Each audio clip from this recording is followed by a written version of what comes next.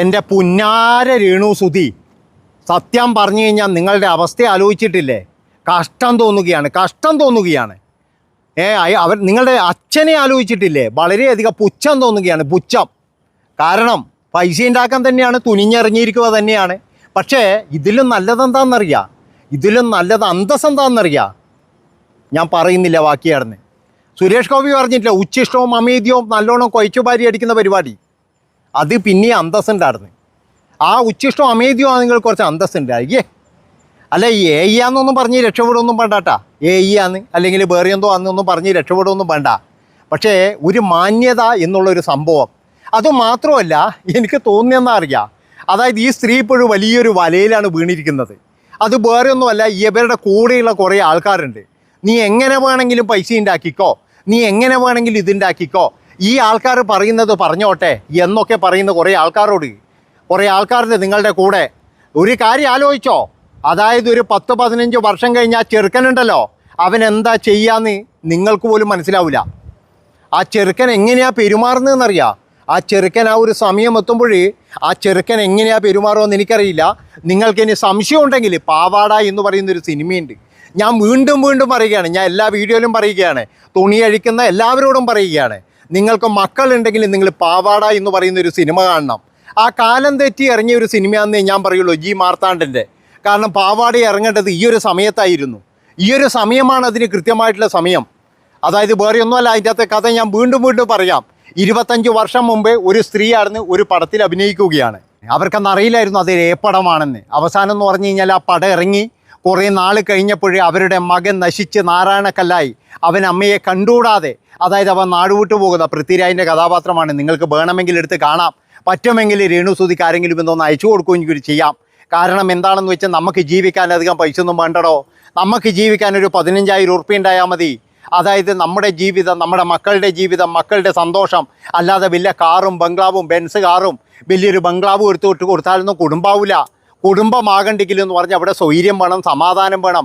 അവിടെ മക്കൾ നല്ല രീതിയിൽ പഠിച്ച് വളരണം, മക്കൾക്ക് നാളെ തലയുയർത്തി നടക്കണം, ആ മക്കൾക്ക് നല്ല ഇങ്ങനെ നടക്കണം. അല്ലാതെ എവിടെയെങ്കിലും പോയി കഴിഞ്ഞാൽ നീ മറ്റേ പെണ്ണുങ്ങളെ വേനല്ലടാ, നീ കണ്ടില്ലടാ, നിൻ്റെ പണ്ടത്തെ കോലം കണ്ടില്ലടാ, നിൻ്റെ മമ്മി ഉണ്ടല്ലോ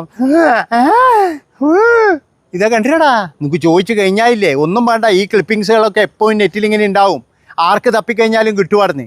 ഒരുപാട് വർഷം കഴിഞ്ഞാലും ഈ ചെറുക്കനൊന്നെന്ന് പറയുന്നത് അവൻ്റെ ശരിക്കും പറഞ്ഞാൽ നാണം കെട്ട ജീവിതമായിരിക്കും. എന്നുള്ള കാര്യം എന്താ പറയുന്നതിന് നമ്മളൊക്കെ ഒരുപാട് സപ്പോർട്ട് ചെയ്തിട്ടുണ്ട്. കാരണം എന്താ അറിയുക, നിങ്ങൾ എങ്ങനെയെങ്കിലും ജീവിച്ചു പോകാൻ വേണ്ടിയിട്ടല്ലേ ഇതൊക്കെ ചെയ്യുന്നതെന്ന്. പക്ഷേ ഇപ്പം മനസ്സിലായത് എന്താ അറിയുക, നിങ്ങളൊക്കെ പൈസക്ക് വേണ്ടിയിട്ട് തന്നെയാണ് ഇതൊക്കെ ചെയ്യുന്നത്. നിങ്ങൾക്ക് മറ്റുള്ളവരുടെ ജീവിതമോ കാര്യങ്ങളോ ഒന്നും വിഷയമല്ല. ഒരു കണക്കിനെന്ന് പറഞ്ഞു കഴിഞ്ഞാൽ എൻ്റെ അഭിപ്രായത്തിന് ആ സുധി എന്ന് പറയുന്ന ഒരു മനുഷ്യൻ വലിയൊരു പാപം തന്നെയാണ് ചെയ്തത്. കാരണം എന്താ വെച്ചാൽ അങ്ങേര് ഈ ജീവിച്ചിരിക്കുമ്പോഴും നിങ്ങളെ പറ്റിയിട്ട് മനസ്സിലാക്കാൻ കഴിഞ്ഞില്ല. അതായത് നിങ്ങൾ എന്തൊക്കെ കാണിച്ചു കഴിഞ്ഞാലും എന്തൊക്കെ പറഞ്ഞു കഴിഞ്ഞാലും ഇപ്പോഴും പരക്കുന്ന ഒരു വീഡിയോ ക്ലിപ്പിനെതിരെ നിങ്ങൾ എന്തെങ്കിലും പറയുന്നുണ്ടോ, വന്നിട്ട് അത് വ്യാജമാണെന്ന് പറയുന്നുണ്ടോ, അല്ല അതെങ്ങനെയാണ് പുറത്തു വന്നത് നിങ്ങൾ ആരോടെങ്കിലും പറയുന്നുണ്ടോ? നിങ്ങൾ പ്രതികരിക്കാത്തിടത്തോളം കാലം പറയുന്നതൊക്കെ കറക്റ്റ് തന്നെയാണ്. ഈ ഹനാൻ എന്ന് പറയുന്ന ആ സ്ത്രീ എന്തൊക്കെ കാര്യങ്ങൾ വിളിച്ചു പറഞ്ഞു, എന്നിട്ട് ഇന്നലെ വന്ന് പറയുന്നത് എന്താ, അത് എന്തെങ്കിലും ഉണ്ടെങ്കിൽ തന്നെ എൻ്റെ പേഴ്സണലാണ്.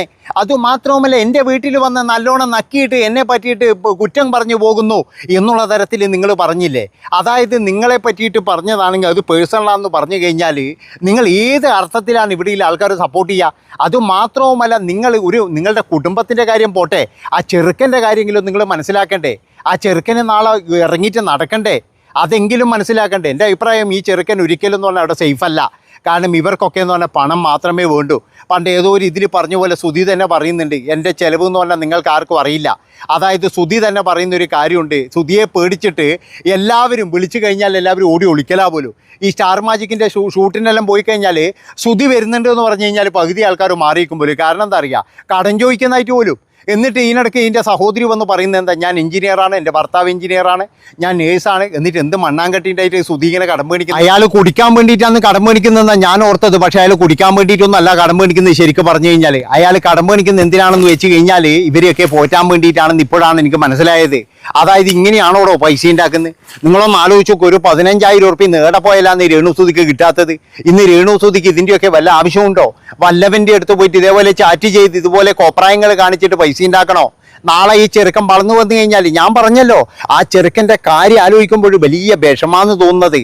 എന്താണെന്ന് വെച്ച് കഴിഞ്ഞാൽ എങ്ങനെയാണ് ആ ചെറുക്കൻ നാലാളുടെ മുഖത്ത് നോക്കുക? ആ ചെറുക്കൻ ഏതിൻ്റെ ഇതിലാണ് ഒന്ന് സംസാരിക്കുക വന്നിട്ട്? ഞാൻ പറഞ്ഞല്ലോ ഒന്ന് തിരിച്ചറിയൽ പ്രായമായി കഴിഞ്ഞാൽ ഒന്നുകിൽ രേണുസുധീനെ ഉപേക്ഷിച്ചിട്ട് അവൻ പോകും. അതായത് മിക്കവാറും എനിക്ക് തോന്നുന്നത് എന്താണെന്ന് വെച്ചാൽ ചേട്ടൻ്റെ വഴിയെ തന്നെ അനുജനും പോകുമെന്നാണ്. അവരുടെയും ഇത് അത് തന്നെയായിരിക്കാം. അതായത് അവർക്കും ഇത് തന്നെയാണ് വേണ്ടത്. എന്താണെന്ന് വെച്ചാൽ വീട് കിട്ടി ഇപ്പോഴും, അതുപോലെ തന്നെ എന്ന് പറഞ്ഞാൽ അത്യാവശ്യം പൈസയും കാര്യങ്ങളുമായി, കുറച്ച് ഫെയിമും കാര്യങ്ങളൊക്കെ ആയി. ഞാൻ പറഞ്ഞില്ലേ ഒരു വ്ളോഗ് എടുത്തിട്ട് കഴിഞ്ഞാലും ഇന്ന് രേണുസുധിക്ക് ജീവിക്കേണ്ട പൈസ കിട്ടും, അല്ലെങ്കിൽ രേണുസുധിക്ക് ജീവിക്കേണ്ട പൈസയുണ്ട്. പക്ഷേ ഇത് എന്തിനു വേണ്ടിയിട്ടാണ് ഇമാതിരി കോപ്രായങ്ങൾ കാണിക്കുന്നതെന്ന് മാത്രം എനിക്ക് മനസ്സിലാകുന്നില്ല. അത്ര വളരെ മോശമായ കാര്യം തന്നെയാണ് ഇവർ കാണിക്കുന്നത്. ഇവരിപ്പോൾ എല്ലാവരെയും വെല്ലുവിളിച്ച് നടക്കുകയാണ്. ആരെയാണ് ഇവർ വെല്ലുവിളിക്കുന്നത്? അതായത് ഇവർക്ക് വേണ്ടിയിട്ട്, അല്ലെങ്കിൽ ഇവരുടെ കുടുംബത്തിന് വേണ്ടിയിട്ട്, അല്ലെങ്കിൽ ഇവരുടെ നന്മയ്ക്ക് വേണ്ടിയിട്ട് പ്രാർത്ഥിച്ചവരും, അതുപോലെ തന്നെ ഈശ്വര ഐറ്റങ്ങളെ നല്ല രീതിയിൽ അവരുടെ ജീവിതം ഒന്ന് കരുപിടിപ്പിക്കണം എന്ന് പ്രാർത്ഥിച്ചവരും, അവരെയൊക്കെയാണ് ഇങ്ങനെ തെറി വിളിക്കുന്നത് ഇപ്പോഴും. എന്താണെന്ന് വെച്ചാൽ എന്നെ ആരും സപ്പോർട്ട് ചെയ്യുന്നില്ല, എന്നെ അങ്ങനെ പറയുന്നു. എങ്ങനെ പറയാതിരിക്കും? ഈ ഹനാൻ എന്ന് പറയുന്ന ആ ഒരു പെൺകുട്ടി, ആ ഒരു യുവതി പറഞ്ഞത് തെറ്റാണെങ്കിൽ ഇവരെന്താ വേണ്ടത്? മാനനഷ്ടത്തിന് കേസ് കൊടുക്കൂലേ? ഞാൻ ആലോചിച്ചത് എന്താ അറിയാ, ഇവർ മറ്റേ ഈ ബിഗ് ബോസ് നിന്ന് ഇറങ്ങി വന്നു കഴിഞ്ഞാൽ ആദ്യം ചെയ്യുന്നതിന് ഹനാനെതിരെ കേസ് കൊടുക്കുന്നതാണ്. പക്ഷേ ഹനാനെതിരെ ഒരു അക്ഷരം പോലും മിണ്ടുന്നില്ല. കാരണം എന്താ? ചിലപ്പോൾ ഹനാൻ പറഞ്ഞത് ശരിയായിരിക്കാം. ശരിയാണെങ്കിൽ ഒരിക്കലും നമുക്ക് പറയാൻ പറ്റൂല. നമ്മളെ കാര്യങ്ങളൊക്കെ എന്ന് പറഞ്ഞാൽ നമ്മൾ ചെയ്തിട്ട് മറ്റുള്ളവരെ തെളിവുണ്ടെങ്കിൽ നമുക്കൊരു കാരണവശാലും മിണ്ടാൻ പറ്റൂല. അതേ അവസ്ഥ തന്നെയാണ് ഈ സ്ത്രീയുടേത് എന്നാണ് എനിക്ക് തോന്നുന്നത്. അതുകൊണ്ട് ഞാനൊരു കാര്യം പറയുകയാണ്. ഞാൻ പറഞ്ഞല്ലോ ഇവിടെ സണ്ണി ലിയോൺ ഉണ്ട്, അതുപോലെ തന്നെ ബി ഗ്രേഡ് പടങ്ങളിലൊക്കെ അഭിനയിക്കുന്ന ഒരുപാട് ആൾക്കാരുണ്ട്. അവരുടെയൊക്കെ ജീവിതം ഇപ്പോൾ കണ്ടു കഴിഞ്ഞാൽ ഈ സണ്ണി ലിയോണിനെ പോലെയൊന്നും അല്ല എല്ലാവരും എന്ന് പറഞ്ഞു കഴിഞ്ഞാൽ വളരെയധികം, അതായത് മൊത്തത്തിൽ വെറുക്കപ്പെട്ട ഒരവസ്ഥ തന്നെയാണ്. അതേ ഒരു അവസ്ഥയായിരിക്കും മിക്കവാറും ഇപ്പോഴും എന്ന് പറഞ്ഞാൽ രേണുസുധിക്ക് എല്ലാം ഭയങ്കര എന്താ പറയുക ഹാപ്പി ആയിരിക്കും, അല്ലെങ്കിൽ എല്ലാം ഇതുണ്ടാക്കും. പക്ഷേ ഓരോ ദിവസവും എന്ന് പറഞ്ഞു കഴിഞ്ഞാൽ നാട്ടുകാരുടെ മുന്നിലായാലും അതുപോലെ തന്നെ എന്ന് പറഞ്ഞു കഴിഞ്ഞാൽ എല്ലാ സ്ഥലങ്ങളിലും എന്ന് പറഞ്ഞാൽ നാണം കെട്ടിരിക്കുകയാണ്. ഇപ്പോഴെന്ന് പറഞ്ഞാൽ രേണുസുധീനെ പറ്റിയിട്ട് എല്ലാവർക്കും ഒരു ചിത്രമുണ്ട്. ആ ചിത്രം ഇനി മനസ്സിന്ന് പോകുമെന്ന് ചോദിച്ചു കഴിഞ്ഞാൽ ഒരിക്കലും പോകാൻ പോകുന്നില്ല. രേണുസുധി എങ്ങനെയാണ് പണ്ടൊക്കെ എന്ന് പറഞ്ഞാൽ അഭിമാനത്തോടുകൂടി പറയും എൻ്റെ സുധിയുടെ ഭാര്യയാണ്, അല്ലെങ്കിൽ ഞങ്ങളുടെ സുധിയുടെ ഭാര്യയാണെന്ന്. ഇന്ന് അങ്ങനെ പറഞ്ഞു കഴിഞ്ഞാൽ ചിലപ്പോൾ ആൾക്കാർ എടുത്തിട്ട് ആട്ടുപാടുന്നു. വേറെയൊന്നുമല്ല, അതായത് നിങ്ങളുടെ ആ സ്വഭാവവും നിങ്ങളുടെ തെറിവിളിയും പിന്നെ എന്ന് പറഞ്ഞാൽ നിങ്ങൾ കാണിക്കുന്ന ചില ചേഷ്ടകളും തന്നെയാണ്, വേറെ ഒന്നുമല്ല. നിങ്ങൾക്കും വേണമെങ്കിൽ ജീവിക്കാൻ വേണ്ടിയിട്ട് ഇഷ്ടം പോലെ ചാൻസുകളുണ്ട്. അതായത് ഞാൻ പറഞ്ഞില്ലേ ഈ കോപ്രായം കിട്ടിയിട്ടൊന്നും വേണ്ട മനുഷ്യന്മാർക്ക് ജീവിക്കാൻ. ഇവിടെ ജീവിക്കണമെങ്കിൽ എന്ന് പറഞ്ഞാൽ ഒരു 10,000-15,000 ഉറുപ്പ്യ ഏടെ പോയാലും കിട്ടുമോ? അല്ലാതെ നമ്മൾ വിചാരിക്കുന്നല്ലോ എന്താ നല്ല 1-ാം ക്ലാസ് വീടെടുത്ത് കൊടുത്തിട്ടില്ലേ, ആ വീട്ടിനെ തന്നെ ആദ്യം കുറ്റം പറഞ്ഞു. എൻ്റെ എന്തൊരു അവസ്ഥയാണ് നിങ്ങളൊന്ന് ആലോചിച്ച് നോക്ക്. ആ വീടിനെതിരെ കുറ്റം പറഞ്ഞുകൊണ്ടാണ് ഇവർ തുടങ്ങിയത്. ആദ്യം തന്നെ ഫ്രീ ആയിട്ട് കിട്ടിയൊരു വീട്, എന്നിട്ട് അതിനില്ലാതെ കുറ്റങ്ങളുണ്ടായിരുന്നോ? അതിൻ്റെ അകത്ത് എന്തൊക്കെ കളിച്ചു എന്ന് ഇപ്പോഴാണ് നമുക്ക് മനസ്സിലാകുന്നത്. അതായത് അല്പന അർത്ഥം കിട്ടിക്കഴിഞ്ഞാൽ അർദ്ധരാത്രിക്കും കൊടപിടിക്കും എന്ന് പറഞ്ഞ പോലെ ഇവരുടെ സ്വഭാവമാണെന്ന്. അതാണ് നിങ്ങൾ മനസ്സിലാക്കേണ്ടത്. ഇതിൽ ഏറ്റവും കൂടുതൽ ബാധിക്കാൻ പോകുന്നത് ആ ചെറുക്കൻ്റെ തന്നെയാണ്. അതുകൊണ്ട് ആ മൂത്ത ചെറുക്കനോട് എനിക്ക് പറയാനുള്ളത്, എൻ്റെ പൊന്നു മോനെ, എന്തെങ്കിലും ഒരു ആവുന്നുണ്ടെങ്കിൽ ആ ചെറുക്കനെയും കൂട്ടിയിട്ട് നീ രക്ഷപ്പെട്ടോളണം. അതായത് അവനെ അവിടെ അധികം നിർത്തിക്കരുത്. കാരണം എന്താണെന്ന് വെച്ചാൽ ഇവരെ ഉപദേശിക്കാനോ ഇവരോട് പറഞ്ഞു കൊടുക്കാനോ ഒരു മനുഷ്യന്മാരില്ല അവിടെ. അതാണ് നിങ്ങൾ മനസ്സിലാക്കേണ്ടത്. ഒരാളുമില്ല, അതായത് തങ്കൻ ചേട്ടനും ഇല്ല, അല്ലെങ്കിൽ ഒരു ചേട്ടനും ഇല്ല. ഇത്രയും വെറുപ്പോട് കൂടിയിട്ട് ഞാൻ ആദ്യമായിട്ടാണ് അവരുടെ വീഡിയോ കാണുന്നത്. അത്രയും വെറുത്തിട്ടില്ല എന്താ പറയുന്നത്, അറപ്പ് തോന്നിപ്പോയായിരുന്നു, കഷ്ടം തോന്നിപ്പോയായിരുന്നു.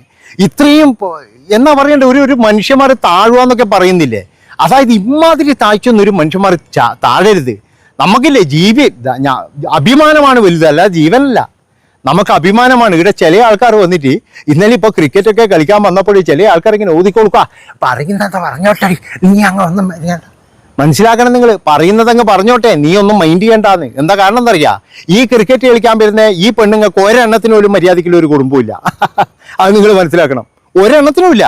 എന്നിട്ട് വലിയ വായിൽ പറയട്ടെ നിങ്ങൾ.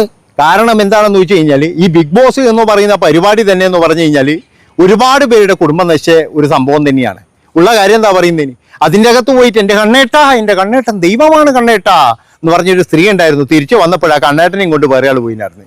എന്നിട്ട് ഇങ്ങനെ നോക്കാം, എൻ്റെ കണ്ണേട്ടനെ ആരോ കൊണ്ടുപോയത്, കണ്ണേട്ടാ മനസ്സിലാക്കണം നിങ്ങൾ. നമ്മളെ ബിഗ് ബോസിൽ ഇപ്പോഴത്തെ സ്ഥാനാർത്ഥി ഉണ്ടായിരുന്നല്ലോ, എൻ്റെ കണ്ണേട്ടൻ ഞാൻ രാവിലെ തന്നെ എഴുന്നേറ്റ് വന്നു കഴിഞ്ഞാൽ എന്താ ചെയ്യാൻ അറിയാം, കണ്ണേട്ടൻ്റെ കാല് തൊട്ടിട്ട് ഇങ്ങനെ ഞാൻ എണീക്കുള്ളൂ. അങ്ങനെയുള്ള കണ്ണേട്ടൻ ഇവിടെ കാണുന്നില്ല. കണ്ണേട്ടൻ എന്ത് കയറിയാറേ, ഗണ്ണീനെയും കൊണ്ടുപോയിട്ട് കണ്ണേട്ടൻ ഓടിപ്പോയി. അതേപോലെ തന്നെയാണ്. അതുകൊണ്ട് ഞാനൊരു കാര്യം പറയുകയാണ്, അഭിമാനത്തോടു കൂടി ജീവിക്കാൻ പറ്റിയിട്ടില്ലെങ്കിൽ ഇമാതിരി തൊട്ടിത്തരം കഴിച്ചിട്ട് എന്തോടെ രേണു സുധി ഇത് കഷ്ടം.